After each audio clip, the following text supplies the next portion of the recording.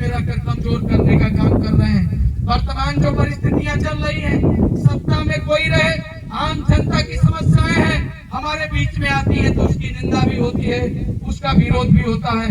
आज गरीब तो सारी परिस्थितियों से जूझ रहा है, डेली महंगाई बढ़ रही है, अब तो हर चीजों के लिए उसको संघर्ष करना पड़ रहा है। अब तो गैस सिलेंडर के लिए लोग लाइन में लगे हैं, आज गैस सिलेंडर भी नहीं मिल रहा है, कितनों महंगे दाम पर। आज शहरों में जो गरीब का बेटा महानगरों में, दिल्ली में, कलकत्ता में, बंबई में जो छोटी छोटी कंपनियों में नौकरी करता था, आज ट्रेनों से अपने घर वापस आ रहा है कि हम 5-5 दिन से भोजन नहीं किए, अगर सिलेंडर कहीं मिल रहा है तो 1000 का सिलेंडर 5000 8000 में मिल रहा है। इसलिए आज जो गरीब का बेटा कमाने के लिए गया था वो भी अपने घरों पर वापस आ रहा है, अपने अधिकारों को कहीं प्रयोग नहीं कर पा रहा है। ये सरकार हमारी दर्द को नहीं समझ पा रही है।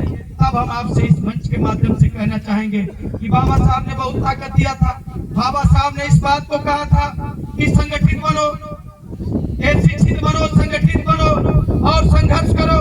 बाबा साहब ने कहा कि व्यक्ति जन्म से महान नहीं होता, व्यक्ति अपने कर्मों से महान होता है, अपने कर्मों के द्वारा महान होता है।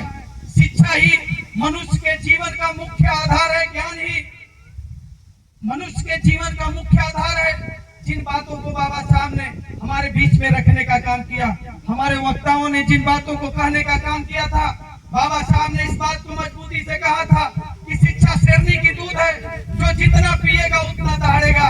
इसलिए इन बातों को कहा था कि आपके हमारे बेटे अगर पढ़ेंगे लिखेंगे तो अधिकारी बनेंगे, अधिकारी नहीं बनेंगे तो कलश बनेंगे, टीचर बनेंगे, सिपाही बन जाएंगे, छोटी नौकरियां पा जाएंगे, फोर्थ क्लास की नौकरी पा जाएंगे। वही गरीब के लिए बहुत बड़ी नौकरी हुआ करती थी। आज वर्तमान की सरकार ने बाबा साहब के दिए हुए उन अधिकारों को भी खत्म किया। आज जो हम पक्के घर मकानों को देखने का काम करते, चाहे आज पिछड़े दलित वंचित समाज में, चाहे जो कोई भी व्यक्ति हो जिसके पास बहुत जगह जमीन नहीं थी, अगर आज उसको हम कहीं भी थोड़ा देखते हैं कि इस गांव में संपन्नता आई है, तो जरूर पता चलता है कि यहाँ पर इनके बेटों ने कोई अध्यापक बना, कोई सिपाही बना, कोई दरोगा बना, कोई अधिकारी बना। आज उन नौकरियों को भी सरकार ने खत्म किया। तो हम बाबा साहब के उस संविधान को, लोकतंत्र में जो एक ताकत थी, वोट को देने से जो सरकार बनाने की हमारी ताकत थी, आज उस हमारी ताकत को भी वोट के अधिकार के माध्यम से धीरे धीरे कमजोर किया जा रहा है। आज एसआईआर हुआ, बाबा साहब ने तो हमें वोट देने का अधिकार दे दिया। एसआईआर के माध्यम से वोट काटे जा रहे थे, एक साजिश के माध्यम से, लेकिन उत्तर प्रदेश के लोगों ने जिनके अंदर जो जागृति थी उसे मजबूती से उसका फेस किया, उसका मुकाबला किया और अपने मतों को बचाने का काम किया। लेकिन जहां पर लोग जागरूक नहीं थे, उनके बहुत से वोट कटने का भी काम किए। इसलिए यहाँ पर बैठे हुए हम अपने सभी लोगों से अनुरोध करना चाहें कि बाबा साहब मामूली व्यक्ति तो नहीं थे।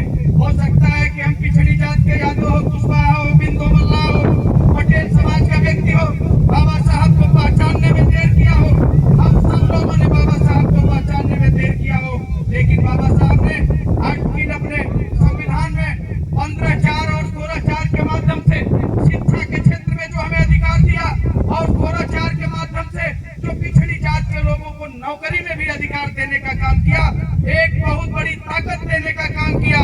और इन बातों को इसलिए बाबा साहब ने उनसे कोई मांगने का काम नहीं किया था। बाबा साहब से कोई इस बात को यह नहीं कहा था कि पिछड़ी जातों के लिए भी व्यवस्था कर दीजिए, लेकिन स्वतः उन्होंने देखा था कि ये पिछड़ी जात के लोग जो गुमराह हैं, किसी बहकावे में होकर अपनी बातों को नहीं कह पाते, इनकी भी आर्थिक सामाजिक स्थिति बहुत कमजोर है। इनकी आर्थिक सामाजिक स्थिति को देखकर उस आर्टिकल में इन्होंने प्रावधान किया कि जब सरकारें चाहें, इनकी स्थिति को देखकर शिक्षण संस्थानों में इन्हें छात्र